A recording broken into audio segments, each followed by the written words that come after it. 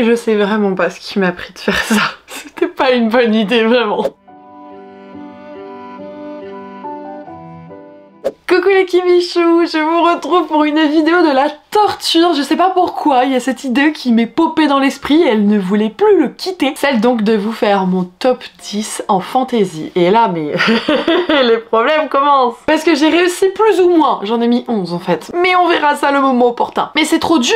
Mais pourquoi mon cerveau il m'a dit fais cette vidéo, ça peut être une bonne idée? En fait mon cerveau je pense qu'il s'est dit vous apprécierez de me voir me torturer. Voilà, il pense que vous êtes des sadiques. Alors je ne sais pas s'il a raison ou non. Et le fait est que je suis là pour vous présenter mon top 10 de fantasy. C'est horrible, c'est horrible. J'en ai plein là que je vois où je me dis mais j'aurais trop voulu les mettre. Ah, on pense fortement à eux, ils sont dans mon cœur quand même, hein. Je vous aime fort, ne vous inquiétez pas les petits. Mais sans plus tarder, on va essayer de commencer cette vidéo. J'ai bien précisé que c'était mon top 10 de fantasy, donc si vous êtes intéressé par mon top 10 de romance, je serais plus que ravie de vous le partager, il suffit de m'en faire mention en commentaire. Ok, donc à la 10e place. Oui, parce qu'en plus je les ai classés. Non mais vraiment, j'ai été...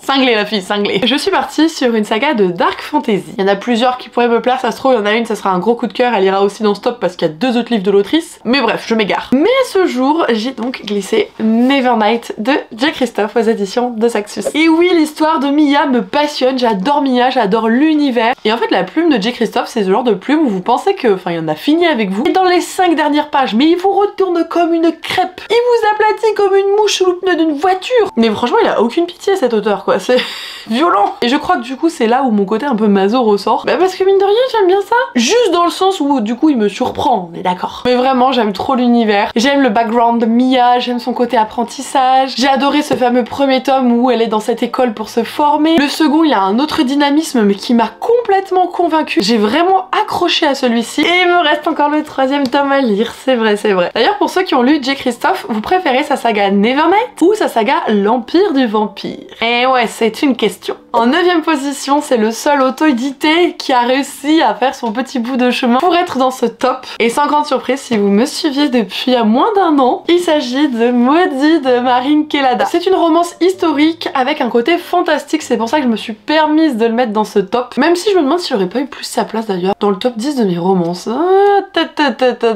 J'aurais pu, tant pis, tant pis. Mais c'était trop bien. Marin Kelada, c'est une autrice qui est vraiment passionnée par l'Écosse. Elle écrit énormément autour de ce pays ou même de l'Irlande et vraiment j'ai été fascinée par ce roman, il m'a fait chialer à de nombreuses reprises, autant par rapport à ce qu'elle a écrit que par rapport à des faits dans l'histoire qui ont eu un certain écho à ma propre histoire et du coup j'ai été beaucoup plus touchée qu'une autre personne à ce moment-là. Mais franchement elle est trop belle, vous avez aussi l'inspiration de la légende du Kelpie dedans, c'est extrêmement complet, moi qui aime l'Écosse, qui aime les contes, les réécritures, la romance, franchement il coche toutes les cases. Bon après en soi si vous me suivez assidûment vous devez déjà avoir entendu parler de tous ces livres sur mes réseaux sociaux. Une vidéo de Kimberly avec une pile à lire ou un top sans tricher n'en serait pas vraiment une. Du coup je place ici mon joker de la triche parce que j'ai mis à un pied d'égalité la saga Keleana de Sarah J. Maas publiée au sein de la maison d'édition de la Martinière Jeunesse devenue la Martinière Fiction, mais également la saga Doreen de Raven Kennedy publiée chez Hugo dans la collection Romantasy. Et ouais, le choix était trop cornélien, que voulez-vous? En fait Keleana c'est pour moi l'une des sagas qui se bonifie le plus de tome en tome, exactement comme celle-ci. L'univers j'adore, le protagoniste masculin nommé Rowan est mon petit chouchou. Il y en a qu'on déteste. Et en fait c'est vraiment le genre d'univers où vous pensez avoir les bases dans le premier tome. Mais en fait que nini, hein, le premier tome c'est juste pour mettre les mini échafaudages, les mini prémices, gros background quoi. Et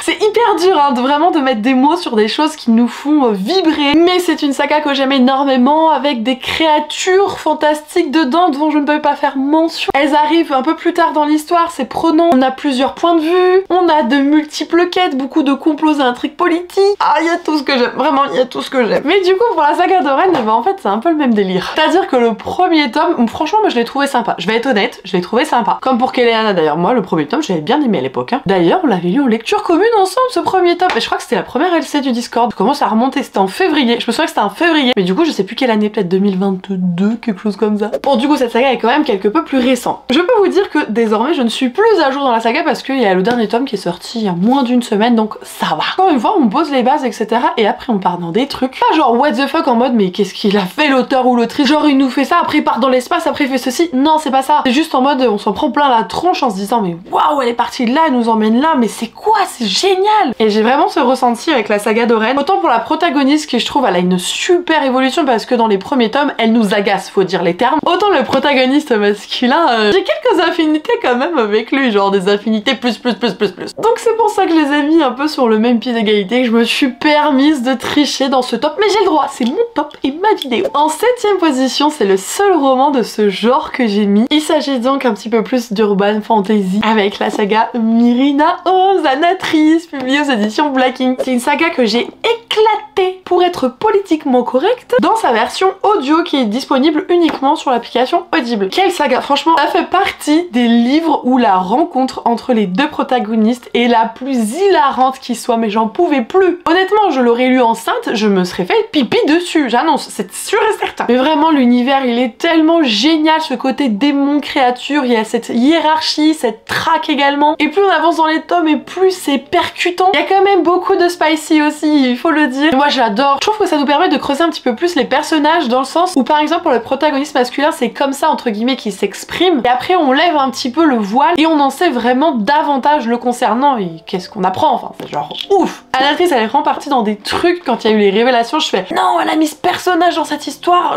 waouh c'est du génie. Vous avez également un spin-off qui est hyper qualitatif, enfin, franchement je prends la trilogie, le spin-off je prends la totale dans l'univers de Myrina Ozanatrice et j'avoue que par contre voilà je suis quelqu'un de très gentil, je suis généreuse dans la vie etc mais c'est comme Rowan hein, je les partage pas, comme ça vous êtes prévenus. À la 6ème place j'ai sorti une briquette des familles, l'un des plus gros livres de ma bibliothèque. Ça doit potentiellement vous mettre sur la piste. Et il s'agit du Prieuré de l'Oranger de Samantha Shannon aux éditions de Saxus. Et il s'agit du tout premier collector qu'avait fait la maison d'édition, donc bon, il a plus ou moins bien veillé avec moi, c'est-à-dire pas très bien. En l'occurrence, vous avez cette partie qui est effacée, et le roman a pris quand même très cher, il est vraiment abîmé dans les angles, etc. Enfin, le bleu est parti. Mais bon, je tiens à me la péter un quart de seconde parce qu'il est signé par l'autrice. C'est la toute première saga de high fantasy que j'ai lue, ou tout du moins le premier roman parce que je n'ai pas poursuivi encore avec le spin-off, j'ose pas en fait, j'ai trop peur. C'est-à-dire que j'ai conscience que c'est un préquel au Prieuré, mais en même temps j'ai tellement peur d'avoir oublié certains codes parce que c'est un univers qui est quand même hyper dense. Je pense honnêtement que le mot est faible. Mais c'était tellement bien. Le seul tout petit bémol c'est que là on nous met un fucking dragon en mode il y a des dragons, c'est badass, etc. Oui il y a des dragons mais on les voit presque pas. Donc en soi si vous attendez à une fantaisie avec des dragons vous allez être très déçu par contre. Et la plume de l'autrice, la richesse de l'univers, les prises de décision mais également les prises de risque au sein du récit, la sensibilité de chacun, la représentation, il y avait tellement de choses mais c'était tellement bien mené. Ah c'est fait. Mais il est dans mon top hein, voilà. Du coup j'ose pas, je regarde l'autre, il est là un jour de lui tomber, il est beau, il est encore plus gros derrière au purée. Et un jour j'irai. Un jour. En attendant, je chéris celui-là. En 5ème position, haha, j'ai mis une diologie dark fantasy encore. Je commence à me dire que les trucs sombres, ça me correspond bien finalement. Et quand je l'ai lu, mais elle m'a tellement... Oh, il s'agit de Lune Ardente de Morgane Regraff aux éditions Plume Blanche. Gros trigger warning sur ce premier tome, vraiment faites attention à vous, renseignez-vous, posez-moi des questions si nécessaire. Il y a vraiment 2 scènes qui peuvent vous... Ah, en plus des triggers un peu classiques, violence et compagnie là, il y a 2 scènes où c'est...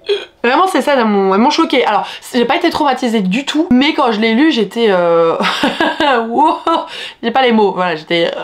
Voilà. Donc c'est peut-être pas pour tout le monde et c'est bien pour ça que c'est classé dans de la dark fantasy. Mais qu'elle claque cet univers, cette Siobhan qui est la protagoniste féminine, elle est mais... Oh mais quelle femme, dans l'entièreté de la saga et donc dans les 2 tomes, elle a pas arrêté de me surprendre, je vous assure, la fin dans le tome 2, elle a fait des décisions, des choses, j'étais là, je fais oh, mais quoi? C'est pas du tout, encore une fois, une protagoniste what the fuck, non, elle est d'une subtilité, elle est extrêmement réfléchie, sage et posée, c'est... Oh, c'en est, enfin, c'est hallucinant, quoi. Clairement, elle a une histoire horrible, celle d'une jeune femme princesse qui, pour sauver son peuple, va donc se donner au royaume qui leur fait la guerre actuellement et qui est en phase de les écraser. Et en fait, elle va être promise à un des princes. Elle va donc devoir l'épouser et en fait vivre dans ce royaume, dans ce château qui n'est absolument pas le sien, quitter sa patrie pour la protéger. Et tout en ignorant ce qui se passe réellement, c'est... Mais c'est horrible. Vraiment, elle me... Ouais, Siobhan. Et le protagoniste masculin, c'est ce genre de mec, mais qu'on déteste quand on le rencontre. On se dit, mais quel merdeux, ce Caleb, c'est pas possible. Mais quel homme. Vraiment, quel homme. Caleb. Je pense que je pourrais le dire pour tous ces romans, mais lisez-les. Voilà, si vous avez besoin d'un petit peu d'inspiration ou autre, lisez-les. C'était d'ailleurs le cas du coup pour le roman précédent, mais à une exception près, mon top 5 n'est constitué que d'autrices françaises. Et oui, nous avons du talent. Et ici, donc j'ai pris que le premier tome, mais c'est l'entièreté de la saga. Il s'agit de la très appréciée saga de la Passe Miroir de Christelle Delbos au sein de la maison d'édition Gallimard Jeunesse. Alors je sais, il y a certaines personnes qui n'ont pas accroché à ce tome 1 et je vous juge. Voilà, je le dis ouvertement, je vous juge. Vous avez aucun goût, aucun style, des honneurs sur votre vache et sur votre famille. C'est une boutade, bien sûr, je respecte les goûts et les couleurs de chacun, entendons-nous bien. Mais pour moi, cette saga, elle a été... oh là là là là. En fait, c'est l'un des premiers, presque, hein, c'est l'une des premières sagas que j'ai lues. Parce que j'ai commencé à lire en septembre lorsque j'étais partie en vacances. Et cette saga, je l'ai commencé le tome 1, je crois, en novembre. Le 4e tome sortait, je commençais la saga. Et en fait, je l'ai éclaté. Vraiment, je l'ai éclaté. Alors peut-être que vous allez me dire, ah, mais c'était la fougue de jeune lectrice, etc. Mais j'en garde vraiment un souvenir merveilleux et je sais que je relirai, c'est très rare chez moi. Et je la relirai et sûrement en format audio pour le coup. Bon, j'avoue que je reconnais qu'il y a un tout petit bémol quand même. C'est la fin. Il me manque une information que j'aurais aimé quand même avoir avant de tourner les dernières pages et de quitter cet univers et ces personnages. Mais vraiment, elle m'a fait voyager. L'univers qu'elle a créé, l'autrice, je le trouve hyper riche, hyper intense, original. Enfin, j'ai vraiment aimé le système aussi de magie. Tout m'a plu, j'ai été complètement conquise. D'ailleurs, je l'ai rencontrée et elle est vraiment, vraiment adorable. Ok, c'est là que les problèmes commencent. Nous sommes dans mon top 3. Et là, j'ai décidé, mais sans finalement grande hésitation, c'était assez facile pour moi, mine de rien, de glisser La Reine courtisane d'Anatrice publiée aux éditions Black Ink. Et oui, il y a 2 Anatrices et potentiellement 3 lorsque je serai à jour dans sa saga La Guilde des Ombres. Celle-ci, c'est un one-shot de Romantessi, dont d'ailleurs des personnages de la guilde interviennent. En fait, elle le considère un petit peu comme un spin-off de la guilde. Bon, en dehors de l'autrice qui est genre une pépite, un amour, un petit caramel, elle écrit des trucs... incroyable. En plus de ça, il y en a d'autres qui vont arriver, elles nous teasent. Bon, je suis au courant de certaines choses, mais elles nous teasent et tout, et je... vivement la fin de l'année, moi je vous le dis, vivement de la fin de l'année. Cette histoire d'amour est basée sur une vengeance de magie élémentaire entre un prince et différentes princesses de d'autres contrées, où en fait il les épouse pour derrière les tuer et devenir le roi de tous les domaines, que ce soit là de l'eau, de la terre, bon du feu c'est le sien, et du coup l'autre je crois que ça doit être des plantes, ou je sais plus. Mais vraiment cette histoire, elle était géniale. Qu'est-ce qu'elle m'a fait pleurer. J'avoue, là, il y a une scène vers la fin. Oh, mais je pleurais, je fais non, non, fais pas ça, non, non, non. Mais m'écoute jamais les personnages, c'est vraiment bizarre. On a beau leur dire les choses, ils sont têtus comme une mule. Hein. Ah, mais il était pépite, c'est bien pour ça d'ailleurs que je me suis procuré l'édition collector parce que j'ai adoré et que j'en garde un souvenir... incroyable, même si je maudis Anatrice pour certains de ses choix. Mais elle aura toujours mon cœur et mon argent, ça c'est sûr et certain. Vous voyez tout le laïus que je viens de vous faire sur le côté autrice que j'adore, petit caramel, chou à la crème, et sur le côté écrit absolument qualitatif, bah vous pouvez exactement dire pareil d'Ophélie Duchemin avec sa saga de réécriture de contes dont voici le premier tome, Rose éternelle, et c'est à retrouver au sein de la maison d'édition Plume Blanche. J'ai à ce jour lu le 2e tome également qui est Murmure de l'océan, mais je n'ai pas lu son dernier, je ne veux pas quitter ses personnages et sa plume tant qu'elle m'a pas fait autre chose. Non, Ophélie c'est vraiment quelqu'un que j'aime profondément. On a déjà eu l'occasion en plus de savoir au téléphone pendant, je sais pas, ça faisait plus d'1 heure je crois à ce moment-là, et elle avait des choses à faire, elle devait partir, mais c'était genre à contre-cœur. Et j'adore à chaque fois que je la vois, c'est des gros câlins et tout, enfin c'est une femme que j'aime énormément, qui a un parcours que je trouve admirable et qui est forte malgré ce qu'elle a traversé. Vraiment, je lui tire mon chapeau si j'en avais un, ou ma couronne de princesse. Et ses réécritures de contes font partie des meilleures que j'ai pu lire. Rose éternelle, c'est celle de La Belle et la Bête, elle est vraiment inspirée du conte originel. La manière dont elle fait ça, c'est merveilleux, on redécouvre vraiment l'histoire. Elle rajoute des choses dedans qui, selon moi, apportent mais une plus-value, d'une extrême plus-value, enfin c'est waouh. Lui, je sais que je le revendiquerai toujours, comme quasiment tout mon top 10, je pense. Vraiment, c'est une petite pépite foncée pour la découvrir, j'ai encore vu il y a pas longtemps, il me semble que c'est toi Mandy qui l'a lu et qui a dit que c'était un coup de cœur quoi. Enfin, à chaque fois que des personnes le lisent, c'est une très belle lecture ou des coups de cœur, donc si vous en voulez un, c'est parti. Il est temps de passer à mon numéro 1. Alors là, c'est soit la grande surprise, uniquement si vous êtes là depuis pas longtemps, parce que je pense que tous les autres seront au courant, ils ne l'ont pas vu dans ce top 10, donc ils vont tout de suite comprendre qu'il s'agit du faiseur de rêve de Laini Taylor, publié aux éditions Lumen. Et oui, il est toujours numéro 1, c'est fou. En fait, je me dis que peut-être, dans l'hypothèse où Neptune rencontre Mercure en passant par Mars, le jour où je le relis, est-ce que j'aurai ce même sentiment? Je ne sais pas. En fait, je pense que c'est le côté souvenir qui fait que je l'idolâtre énormément. je me souviens que c'était incroyable, que je m'étais pris une claque, que mes sentiments allaient dans tous les sens, que je me planquais parce qu'en fait je dormais dans la chambre de ma maman à ce moment-là, c'était un peu compliqué dans l'organisation de ma vie. Et en fait j'étais sous la couette parce que ma mère ne peut pas dormir avec la lumière. Et je lisais avec la lampe torche de mon portable parce que je voulais pas le poser quoi. Et je peux pas dire ça de beaucoup de livres. En réalité, vraiment, il y en a très peu. C'est fut le cas et j'ai été complètement prise. Alors c'est vrai que le début il est un petit peu long et que la plume a ce côté assez poétique qui peut déranger certaines personnes, je l'entends. Mais la mythologie qui est écrite dedans, Laszlo Sarai et oh mon dieu, c'est mon bébé, c'est mon bébé. Vous devez savoir que je suis habitée par un somme intergalactique parce que l'autrice est venue en France quand j'étais enceinte et que je ne pouvais pas me déplacer.